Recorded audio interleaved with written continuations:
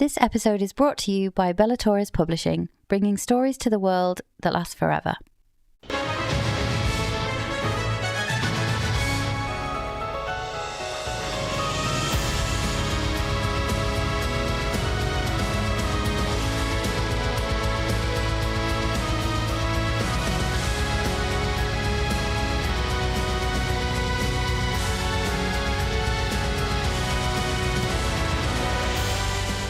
Hello and welcome to Faithfully Fantasy, The husband and wife podcast talking all things fantasy fiction. I'm Jason. And I'm Sean. And today we have our therapy session after finish The Will of the Many. And just a heads up, we might use strong language and explore adult themes. This episode will obviously contain spoilers from The Will of the Many and snippets of information we've had from James Islington himself. Also, if you're enjoying the show, please take a second to rate us wherever you're listening. A quick tap and you've made our day. So in today's therapy session, we will just be doing a quick recap of what we thought about the book, and then we'll be running through the Will of the Maybe segment, which was, if you remember, each week at the end of each chapter segment, we wrote down our theories. Well, mine for the next book, because obviously I had already read it, and yours were kind of throughout the book. So it'll be interesting, I think, today to see what you got right, what might be coming in the next book. So I've got some questions for you before we dive into the theories. Okay. What was your favourite part of the book? So I will say that my favorite part is all related to the ruins. What is going on there? What is all these other places where this can go? So many things that are still not resolved after finish this book. And I think this is going to be overly one of the main points and the second one. So I just can't wait for discover a little bit more. Can you imagine how I feel? I've been waiting months. My favourite bit is all of it. No, what I was trying to explain before we started this book was that I thought the pacing was perfect. A lot of people in my book club who read it at the same time thought it might have been, it felt a bit slow, like they just wanted more action. The action bits were action-packed, but the bits between were quite a lull. I loved those bits, and I just wanted to stay and hang out with this. I just wanted to be more at the academy. I liked the festival. I liked the trip to Zeus, just the downtime bits. Yeah, I just love everything. Right, who was your favourite character? Definitely this. I mean, it's not the typical male character that is so strong that he's always know what he's doing, and is just this teenager that he's just trying to figure out, trying to survive. He's really smart, and he always playing with this, and sometimes this play against him. So it reminds me a little bit like the original version of Spider-Man. The Spider-Man, yes, is this superhero and everything, but he has struggles as well. And Tobey Maguire? No, the comic, actually. Oh. Not the movies. That's weird for me to jump to a movie and you not to. That's weird. No, that's why I said the original, because Tobey Maguire, he's supposed to be a teenager, but he's already looking like 30-something. He's in the movie. Don't be mean. I mean, but yes, it's one of the things that made Marvel heroes so appealing for the public. This human side, they're not perfect. They had struggles and they had one of us. Yeah. One of us. What about you? Which one is your favorite one? I loved past tense Calidus. Oh. Yeah. Oh, you don't know. There's a sentence from Cristobal, I think it's called. This is father. Dad, that says he'll see him again. Mm-hmm. I hope so. I don't know how, though. I don't know if that means this is going to die and they're going to see that, or there's already a copy of Calidus, because he wasn't there for a little while. Yeah. He didn't say anything. So he didn't, but he could have synchronized. He knew what Viz wanted to do in these ruins, because maybe he discovered by himself. Maybe. Mm-hmm. Maybe he ran the labyrinth and synchronized. Yeah, maybe the one who died is a copy. No, I don't think it matters. We've been through this. Right, let's get into this later. Who was the most intriguing character for you? Who do you want to know more about? Viridius. Oh. Okay, I already feel like I got that guy down. I'm confident in my theories with Viridius. I mean, I'm nearly convinced that he is a good guy and he's doing bad things. But that doesn't take away that he might be actually a bad guy that is trying to pretend that he's doing the right thing. So, I think he's a good guy. That's what I'm saying. I'm nearly convinced. I'm not like 100% sure that, yeah, he's a good guy. I'm still thinking that it might be something on him that is not going to be what we think he was. Most intriguing character for me, who I am desperate to know more about, is Lanistia. I really want to know. I thought you wanted to say Sedocia. Oh, I blimmin' love her. She's my favourite. She's like, yeah. Yeah. I don't know why, but she reminds me of, you know, the mum in Mary Poppins. Have you seen Mary Poppins?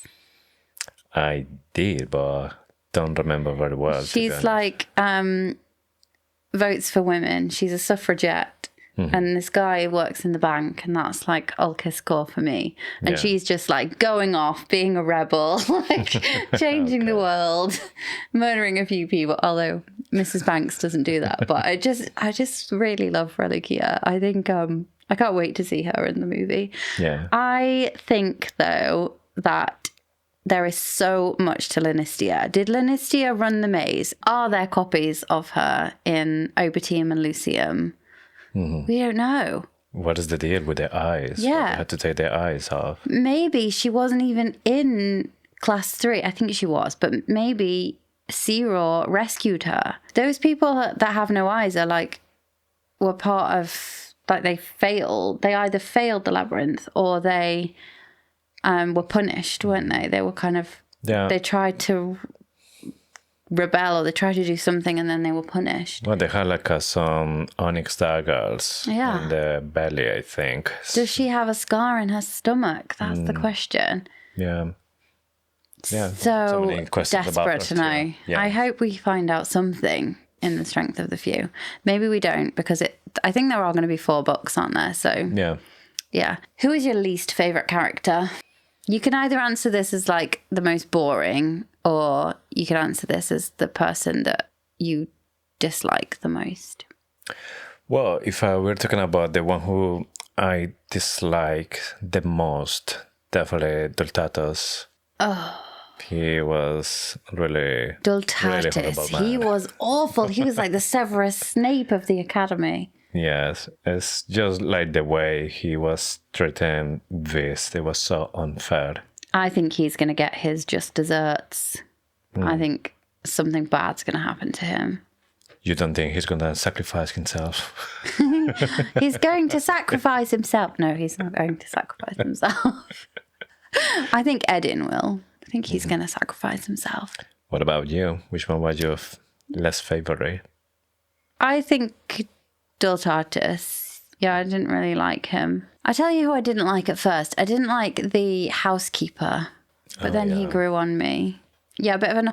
Oh, I also didn't really like Equa's dad. Equa's dad is sus to me because he came to the house. He tried to get Equa to spy. He admitted to Equa, because Equa said this on the Transvect, that her dad didn't like Ulkiskor, so he is like extra interested in the things that they're doing. Yeah, there's something about him I don't like. And your least favourite thing about the book? My less favorite. Should I go first? Yeah. I think I talked about this last week, and I think in the next series, when we do The Strength of the Few, we're going to have a knockout counter. Just the number of transitions that there were where Viz got knocked out and all of a sudden he was awake somewhere else. Yeah. I think there's got to be a limit to how many times you get KO'd as a main character. Yeah, you're hoping for a different way to go from one part to another one without being unconscious. Yeah. Like, it doesn't take much to be dragged and then tied up to a tree.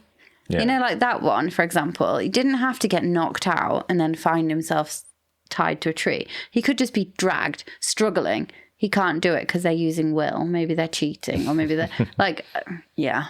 I feel like there's other ways, but that's pretty much it. I loved everything else. Yeah, I don't think there's one single thing that I've been struggling that much to say, no, I really don't like this part of the book. Because I understand that a good book need to have like some balance, need to have like some calm moments, and then action. You need to make sure that everything is properly done. But even the calm part, I still think that everything is part of the story.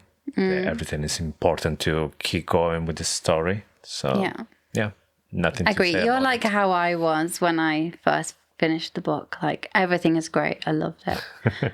Do you think there were, if like, just before we go into the will of the maybe and summarize all our theories from the season, do you think there were lots of Easter eggs? Like, now you have read it. You obviously haven't done a reread, so it might be a bit difficult for you to say this, but do you think you could have predicted the ending, is what I'm trying to get at? Do you think it was predictable, or do you think it was like, what the fuck? I don't think that you will be able to predict a lot of things on the first read. I think if I start to read it again from the beginning, I will spot a lot of stuff. Like, you were telling me a couple of things that it will show later on, and this is important, and this is playing other stuff. But I don't think that you will be able to figure out everything in just the first read, because it's not supposed to work in that way, because you don't have like all the pieces to go to that. Yeah, I don't know if you ever really... I think murder mysteries are different, like crime thrillers, where you can piece together the pieces and you should be able to get it. For me, there aren't enough clues to work out the end. You get bits, like you get to find out about Obitium, you get to find out about Lucy. We don't really get to find... They're like... There's a model, isn't there? And you know about synchronization, but you don't know that is a cloning, or you don't know that you would have 3 versions. It's completely fresh, the ending. And it's like, I know that people say it's like other books. A few people say that it's like Red Rising, and I didn't finish that. I will. It just wasn't the right time for me to read it. It wasn't terrible. I just wasn't feeling it at the time. So I know that I've got to put it down. I put it down, and I'll be like, I'll pick it up another day. But it's not like anything I've read before, and I think that's why the ending was just a complete like... Yeah. For me, give me more questions, because we heard during the book a couple of times when these people were saying that synchronism is dead or something like this. But then by the end, you realize that they're talking about, you're going to be like duplicated, or you're going to have a copy. So what they mean about is dead. They say synchronous is death. Yeah, something like that. Yeah. So does it mean that your copy is dead, or does it mean that it's not working anymore, or it's like... What does it mean? Do not open the gate. Yeah. That's how they do it in the audiobook. I could have been, do not open the gate. Synchronous is death. Yeah. Okay, that's all my questions. So, shall we do the will of the maybe? Okay, let's dive deep into the will of the maybe. So, as a recap, this is the part of the show where we lock in our predictions for the next book or subsequent books, because just because we don't get it right for the strength of the few, it doesn't mean it won't be injustice for the one, or what we expect to be another book after that. So, let's hope we get something right. Okay, I'm going to start with the first one. And in the first episode, I said that we will see Natio free eventually. So, just as a recap for everyone, Natio is the prisoner that is attached to the sapper in the prison that Vis worked at in the very first chapter. It's the man that Alquisco goes to see, he asks for some questions, and Vis is there. Yeah, and Natio seemed to be another one of class 3. And actually, I have been convinced that Viridius is good, but it turned out, I think, that Viridius put him in the Sapper. Yes. What I don't know if it's been confirmed if Nacho was maybe in the same class as it was Zero Viridius. And I think it's just because the timeline, like how long had been in prison with the time. It was 6 years ago. Yeah, exactly. But they only just moved him to that prison because it was Relucia who was involved with that. They got him transferred to Vis's prison, so Alkiskor would go there and meet Vis. It was all a setup. Yeah. I agree with you. I think he will be free, or Vis will go back and visit him. Yeah, maybe give some questions as well. Using now that he has this power. Yeah, and hopefully his mate is still working in the prison and he'll let him down there. Yeah. So I know that some people struggle with the amount of times that they say rotting gods and gods' graves as curses in this book. I think the gods are alive, and I think the gods are in Obitium and Lucium. I think it might be heaven and hell or similar. So you got Lucium, which is light, and Obitium, which is death. And I feel like it's the overworld, the underworld, and Res is the middle, the normal world. And I think we might meet those rotten gods, and they might not be rotten. They might actually be alive and well. Yeah. So you definitely think they will see like physical gods. I feel like it, yeah. Yeah. So another theory that I have is when Sedocia shoot this arrow to Alkiskor and he just straight away is face on the floor. I think this arrow had the same principles as the Sapper, so it's like absorbing all the will that he has in the body, because he was doing all this effort was with the will. That's why he was able to fight this the Angus that were there, and he was doing all this stuff because his eyes were black. But when he gets shot with this arrow, he just went down, because I think there was an interruption of the will. So I'm thinking there's like a correlation about how the Sappers works, like taking the will and this arrow as well. It's like a correlation there. I agree with you. I think you thought we were going to find more out about that in this book. Yes, but that was like the first and last time I saw this. So I am convinced there is so much more for us to learn about the way will works, the way the Sappers work. I know that a lot of series you don't need to have a detailed breakdown of the magic system, but you do need more than we've been given. Like, I love this magic system, but I think there is so much more to learn. Like, what was the cataclysm? What was the situation before?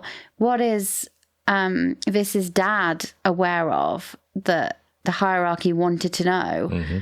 I think there's like natural magic, and it's just being like channeled. I don't know. Does it come from Obitium? Does it come from Lucium? So many questions. But I think I agree with you. I think that is the only thing that would have taken him down. Yeah. It's like a bit of a mobile Sapper. Yes, and also he didn't know what was that, and he was concerned, and I think everyone was concerned about it because it's something they haven't experienced before. Yeah. This reminds Alkiskor of Sea-Raw. I don't know what that is going to mean. When I said this at the time, I was like, what's that going to mean for Alkiskor's relationship? I knew at the time that I said this, that Sea-Raw was alive at least in one other dimension. Yeah. And he'd been synchronized. So when I say, what does this mean for their relationship? I have been desperate to talk to you about what this means for Vis and Sea-Raw's relationship, because we know they are together in Obitium and they're very similar people. So I want to know, I don't have any theories about it, but I have a feeling they're going to work well together. Yeah. Off the back of that comment that they remind each other of, or that Vis reminds Alkiskor of Sea-Raw. Yeah, I remember that when you said this, I thought, wow, I mean, maybe he's going to start treating us like a little brother.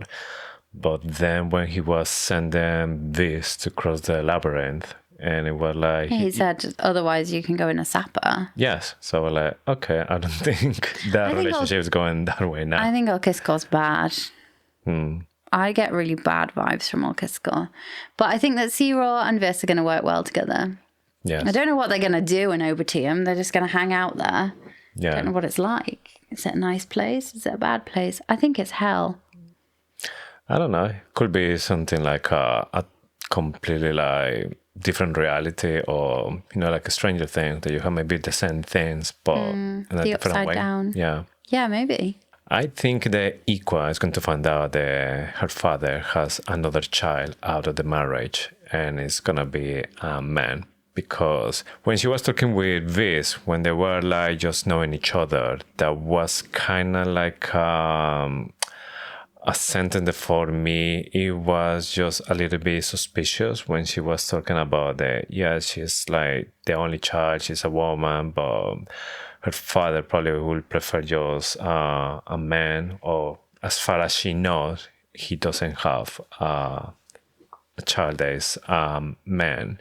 So it just made me think maybe she's going to find out and that's going to be trouble for her later. Yeah, there's lots of talk about illegitimate children as well, isn't there? So yeah, I think that would be... And more if the father starts to find out that she is now like a good friend of Viz when he sent her to spy. So maybe he will feel disappointed about her, and then if I has another one somewhere, he will go for that one. Yeah, I feel like Iqua's going to have a big part to play in the next book. Yeah, it's really the same. Like more so than Amissa, because Amissa's going to have a bit of work to do to become trusted, if she even does become trusted by Vis again. Iqua's in, so I feel like Iqua and Edin are going to be his Ron and Hermione. Go back to when Vis first finds the ruins, the first ruins, not the Labyrinth ruins, the other ones where there's like the lots of people with no eyes and obsidian daggers, and there's also that miniature model. When he's trying to get in, I can't remember what he says, but he says a phrase, and it's like open sesame, and it opens, and then he says really suspiciously, I've never heard of a mechanism based on will that can operate off a single phrase before. And then at the time I was like, I don't think that's will, I think that's different power that's coming from Obertium or Lucium, one of them. And I think there's more to learn about will, but there's more to learn about kind of the original power, which I think is what Vis's dad knew about. A magic that you can harness in the land or something. Yeah. I don't know if it's going to be like magic or technology or something, but maybe like the same place from this arrow from Setocia. They're all related because it's, again, it's stuff that they haven't heard before, or stuff that shouldn't exist, at least how they put in there. So it will be interesting to see exactly what it is. Yeah. I was never meant to love a human. But then, I saw her. I wasn't supposed to touch that fruit, but I took it, and I ate it. I was the most loyal of angels, until I lost her. Now they call me the devil, and I'll burn heaven itself before I lose her again. Memoirs of Luzbel, a dark fantasy novel. Book 1 of the Luzbel saga. Now available on Amazon. Another theory that I have is that I believe that Esteban is still alive. No. Yes. Esteban is not alive. So even when, yes, he went stabbed in the head, and he fall in the water, and then the body disappeared, and everyone think that, yes, he is dead. I'm still thinking that he has enough will to just hold the brain all together, then maybe just rebuild it or something. And the only way that he's still alive and he'll come back would be, in my opinion, was if he synchronized. And I don't think he went to the academy, but I don't know. I mean, I don't know the answer. You're always funny with this. Like, he didn't die. You literally see him die. Yes, but it's the will, the stuff that now made me think. First, because everything was a setup. He didn't have like a specific reason to kill himself. He has like a mission. He has a goal. Like a suicide bomber. Yeah, but he was waiting for this. And this told him that he needs to be careful because they are like really close to find out what he is. So all of this, it just helped Esteban to make everyone think that he's dead. And also, he had a really good relationship with this.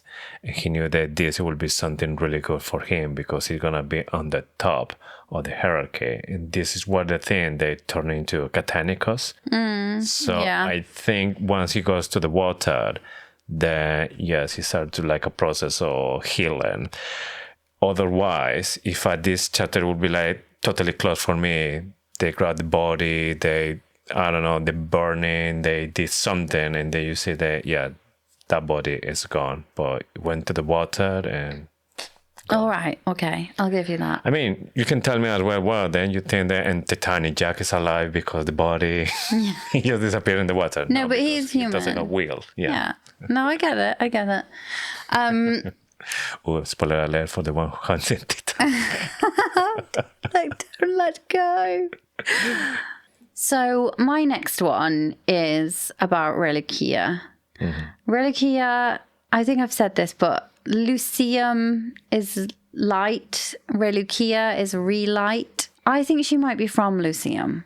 I don't think we're done with all the twists that Reliquia can give us. Like, the fact that she was Alkiskor's wife is just perfect. It's like the icing on the cake.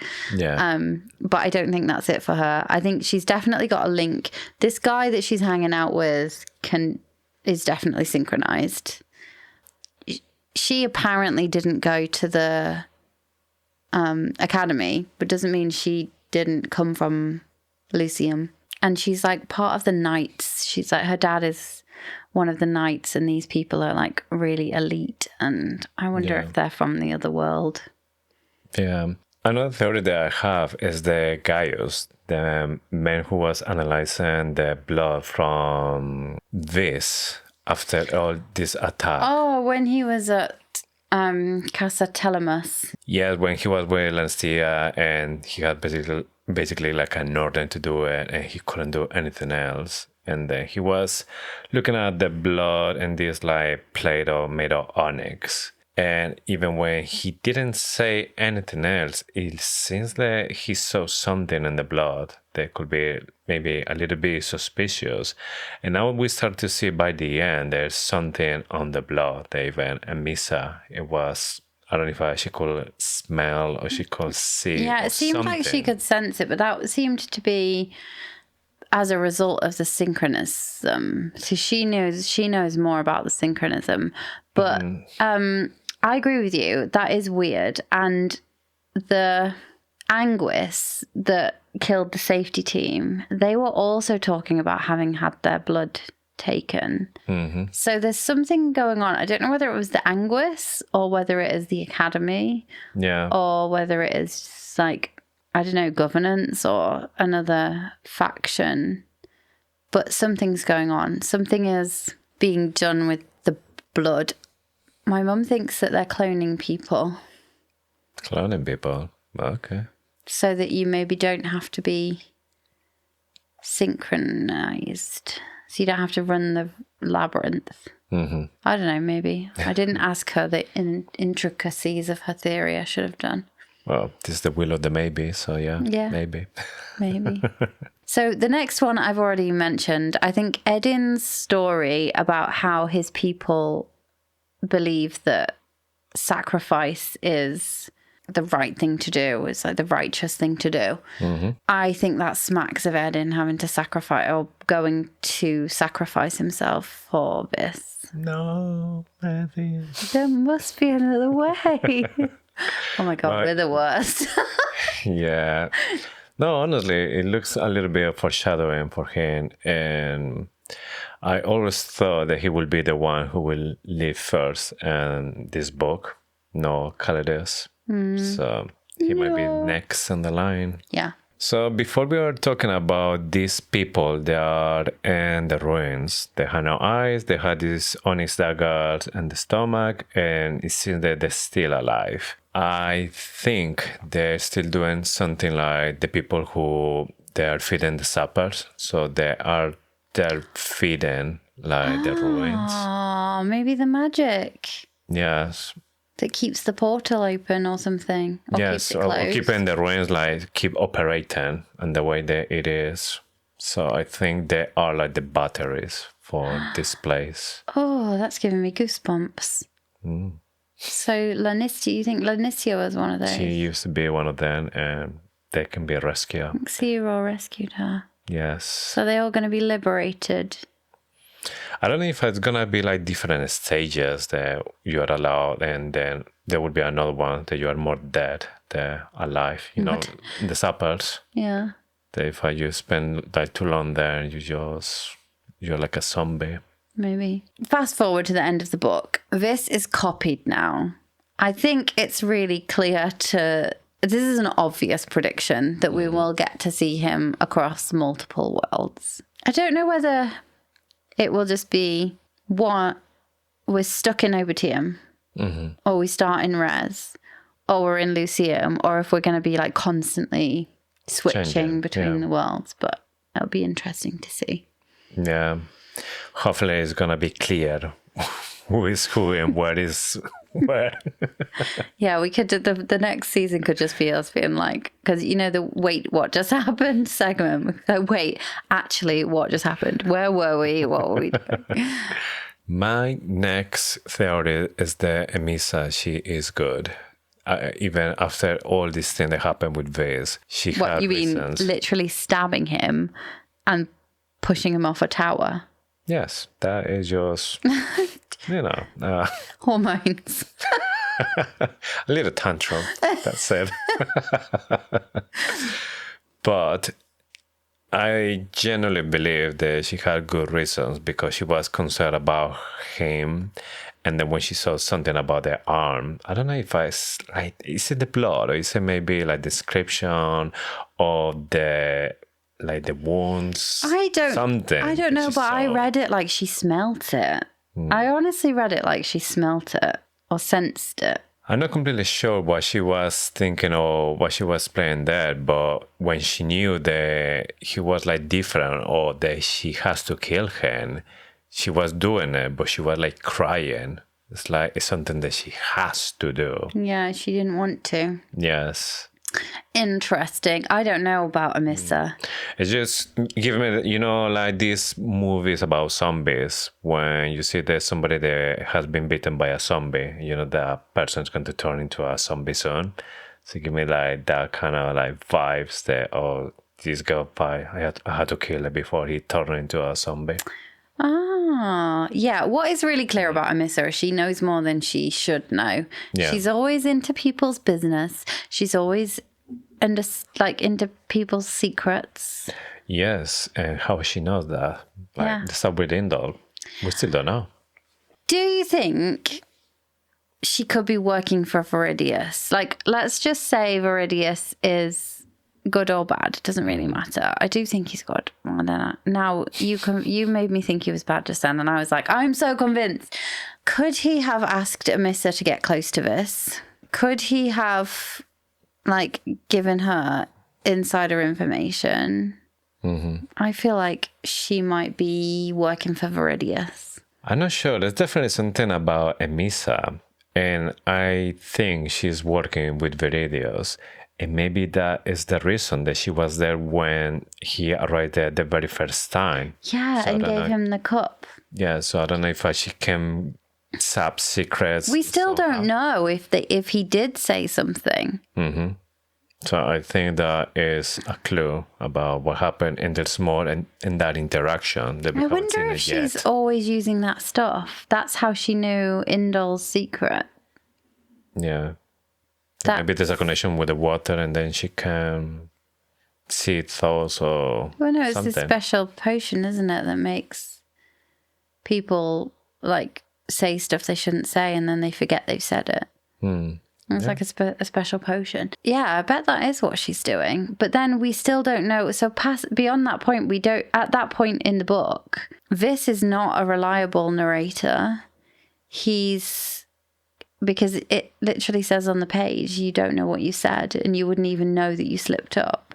Yeah. So he kind of reassures himself, and Ulkiskor kind of makes him feel better about it. Like, well, you probably didn't say anything. But he could have done. Yeah. I think that we're going to have the big speech at the beginning of The Strength of the Few. Amiss is going to come and own up and hopefully try and get back into his good books. Yeah, I believe the same.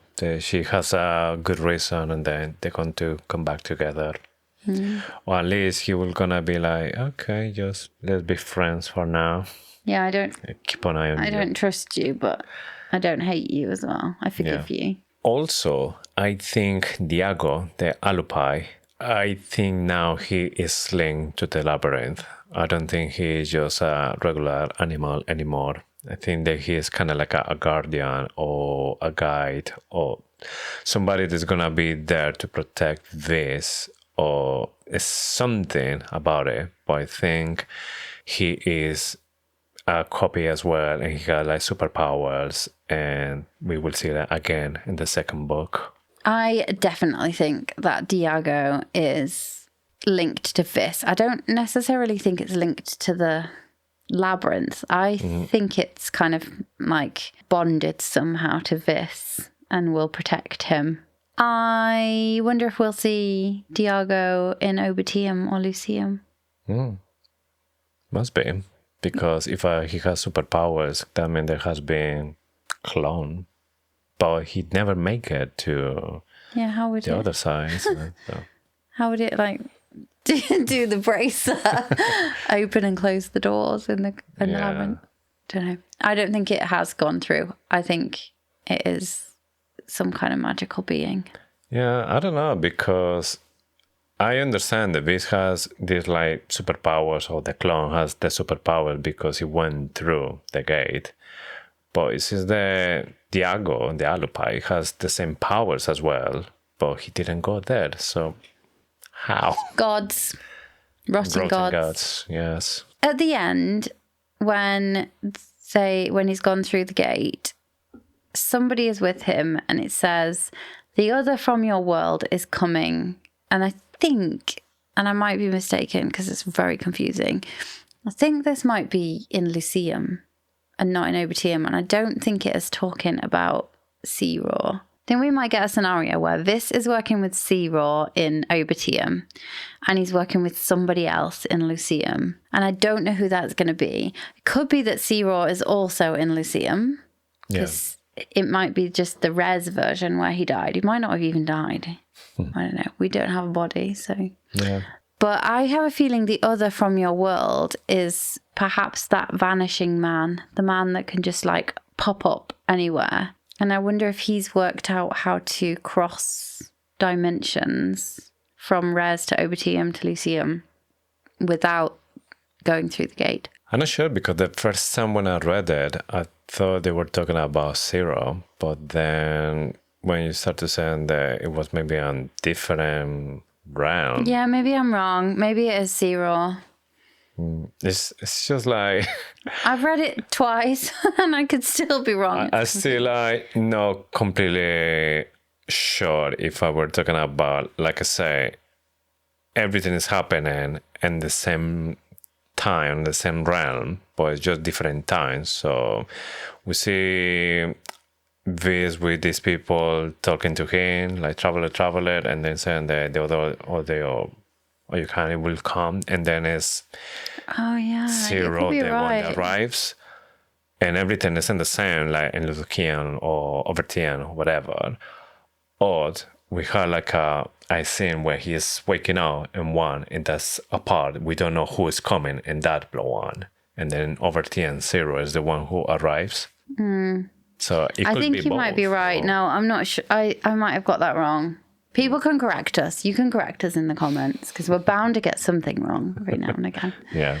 other prediction that I have for the next book is that Alkiskor is not going to be happy with this. Once he realizes that, yes, he is the winner and he is not going for... He's going to governance. Yes, he will take as a betrayal, and then he might try to send this again to the Sappers. Yeah, and if you add on top of that the fact that potentially Vis doesn't even remember that he's been synchronized. Because what happened to him was he like walked into this metal portal and nothing happened. And nothing happened apart from it says wait and run. Yeah, so this Viz, he doesn't know the series alive. No, so he can't even give that absolute golden nugget of information to his new daddy. Yeah, it's a nightmare for this. I think he's going to be maybe there's a different story in each world. Yeah. And the one in Res is that Alkiskor is going to be after him and he's got to try and like... Oh dear, this is going to be like Inception, isn't it? Yeah. Yeah. This is exactly why we need Christopher Nolan. I didn't get the movie neither, so it won't help me. Oh, watch it again. So, let's talk about Vis's arm. In Res, Vis doesn't have his arm. Mm-hmm. It's amputated from the shoulder down. Yeah. It's going to be really tricky for him. Unless, oh my God, I've just had another theory that he might start to use will because he's going to be going to governance. So he's going to have to, and maybe he'll be like, oh, I'll use the will to fit in, but it's okay. And he'll convince himself it's okay because he's using it to bring down the hierarchy. Mm-hmm. And you know how Lanistia can use her will to see? I wonder if he's going to be able to use his will to pick things up and use an arm. Telekinesis. Yeah, but like, I feel like more like I'm not either a mechanical arm that you could just make, or like in his mind, he uses a hand, he visualizes a hand and an arm and he uses it. Like, maybe there's going to be something cool there that does that. Yeah, because one of the first comments that he says that he feels that his arm is still there, but it's not there. I think that's what amputees generally feel like, isn't it? Because you still have the nerve endings in your shoulder. Yeah, you feel that nothing can change. Yeah. But he's going to have to use will. He's going to have to. If he's working in the censor's office, that's not one of the roles that they talked about at the beginning being one of the roles he could have where he wouldn't have to seed, where he wouldn't have to use will. So I think he's going to have to use will. And like I said, he'll justify it to himself in like it's a means to an end, like the Anguis were doing. I don't think he's lost his arm in Obitium. Well, not sure because he went infected or happened after. He went into Obitium, then... Yeah, well, when he escaped the labyrinth. One of the remnants bit his arm. Yeah. So that was after. Mm-hmm. Then the question is, we went into this last week, so we don't need to go into it, but when you go into one world, does the same thing, if you hurt yourself in Res, do you also hurt yourself in Obitium and Lucium, or are you completely separated? Yeah, because we saw that they were sending this message through the skin. So if the other one loses their arm, what's going to happen to the other one? We did talk about this last week and I forgot. Yeah. So maybe Vis is about to lose his arm in Obitium, and I think he's lost his arm in Lyceum. I don't know. It's all a mystery. Yes. A mystery that will be solved. Hopefully. Yeah, maybe. I know. That's got to be addressed, hasn't it? Like, is he losing his arm?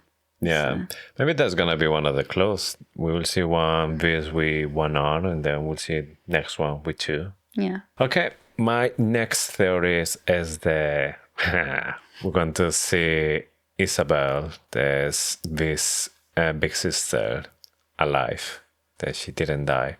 That is another Here we go again. From the dead. Maybe. I mean, there was a couple of things that made me think that is possible, but yeah, that is gonna be another one that bring you from the grave. That one, Federica did see her executed, but it depends if you trust Federico. And then you read the prologue. Then you read the prologue, and yeah, I get it. We talked about this at the beginning of the show, but Vis's dad said that we would see Calidus again, and I just want to believe it. But there's still another mystery.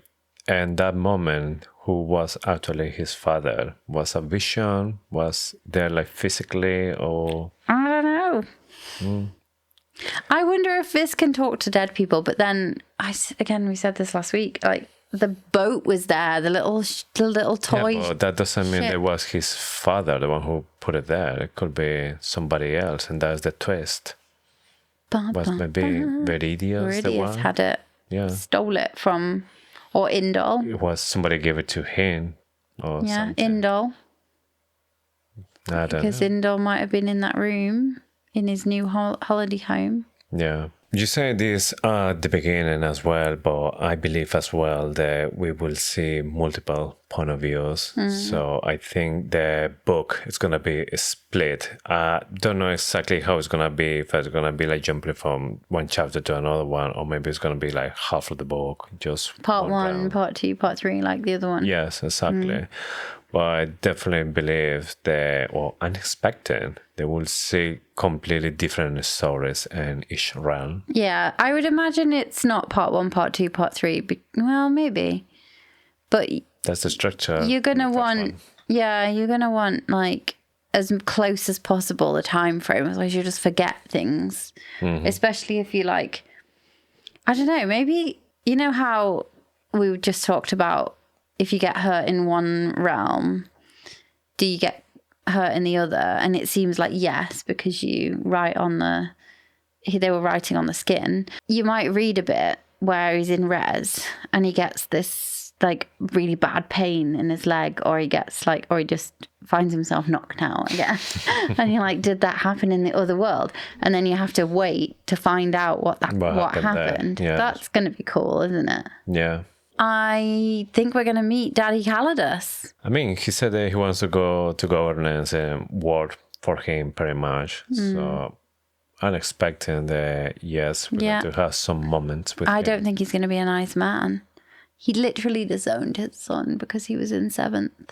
I don't know, because Calidus, since that he was really kind person, and he said that he really cared about the family, and I think that is something that's coming from what he said from home, that he cared for the family, because maybe the family he literally disowned his child, and they didn't invite him to the death day party. Like, it's hard love. Yeah. Like, you're being lazy, you were in 12, now you're in 7, so giving hard love to make it like good old conditional love from a parent. Yes. Fantastic parenting. Yeah. Well, I think we're going to meet him, and I don't think it's going to be plain sailing. Yeah.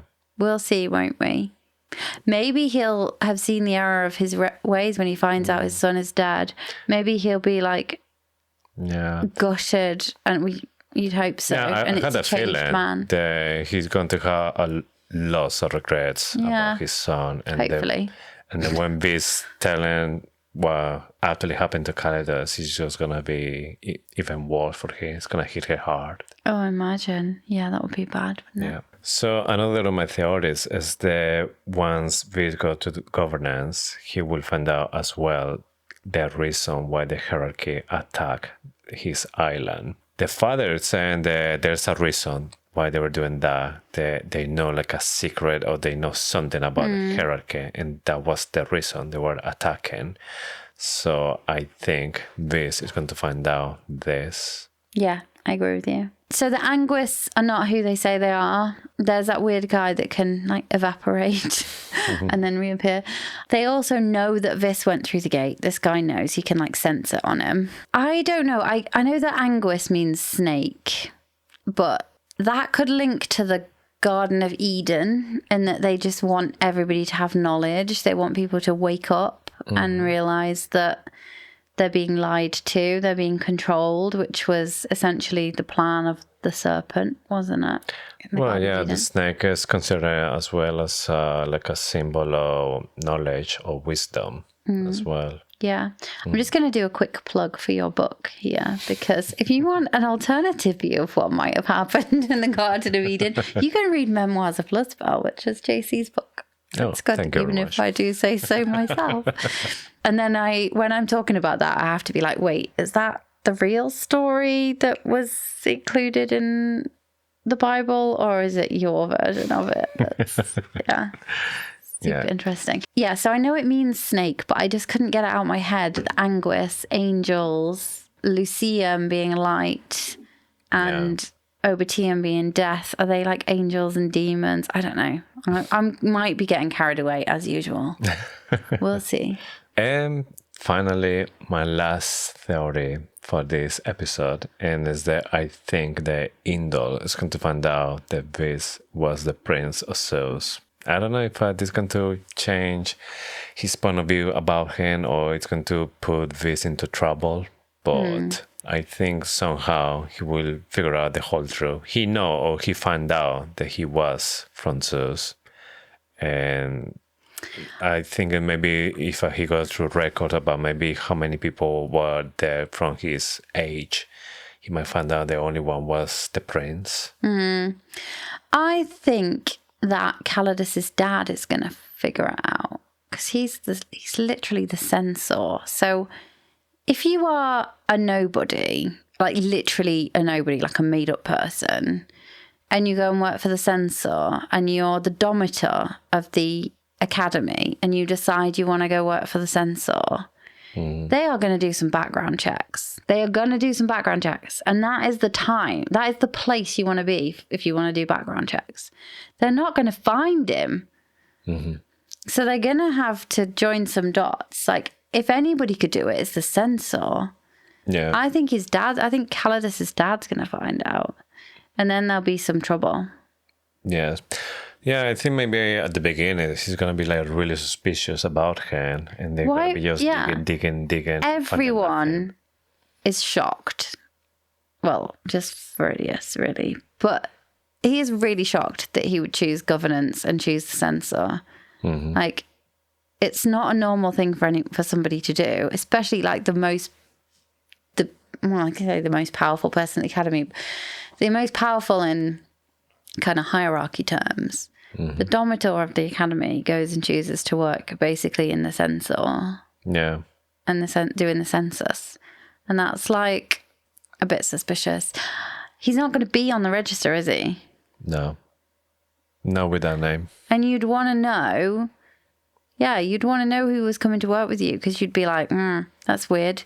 Unless then maybe he will be able to create his own identity. So he will just able to... On his first day, I think there'd be some background checks. Like, anyone working in government is going to get background checked. Yeah, but if he's coming from like a really rough place, they need to, start to do some investigations, and that's going to take time. It's not going to go through a computer and just put a name. They wouldn't let him start. Oh, well, they will in this series, because it's a series, but that's how it used to be before, isn't it? You keep working while they're still investigating. Well, they write to the police. Find something. Depends on the job. If you were like in a top secret, no, you just wouldn't. Cool. So let's see. Let's start reading it. We're going to have a little bit of a break, and then we'll come back with a series on the strength of the few. Yes, and we're going to carry on with the same format, a few chapters in every episode.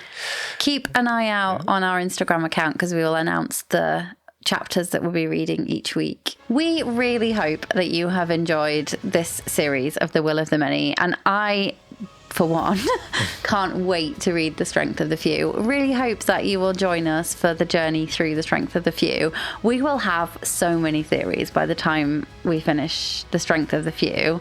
And we will eagerly await the justice of the one. While we'll be reading it each week in the same way that we have, and many of the listeners can't wait each week, they just want to read the book.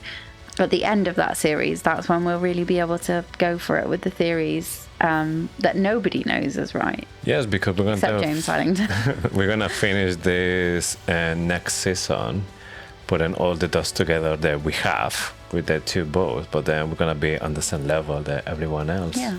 And then we'll try and persuade James Islington to come for an interview. Okay. Good challenge. Yeah. But that is all we've got time for this week, because sadly we don't have James Islington on the couch and he can't tell us what's going to happen. So let's just go and read it. Don't forget to follow us on Instagram and TikTok at Faithfully Fantasy Pod. Just come and join the conversation. Please comment on our stuff. Tell us how you're feeling about the show, how you're feeling about the books we're reading. We really love to talk to you. And also a quick reminder, if you love the show and want even more, we got our supporters option at faithfullyfantasy.com. You get bonus episodes, early access, and you'll be helping the podcast grow. And with this, we have just one more thing to say. Thank you for listening to Faithfully Fantasy, the husband and wife podcast talking all things fantasy fiction. We'll see you very soon, coming back with a brand new season for the strength of the few. And of course, for more Faithfully Fantasy. Bye!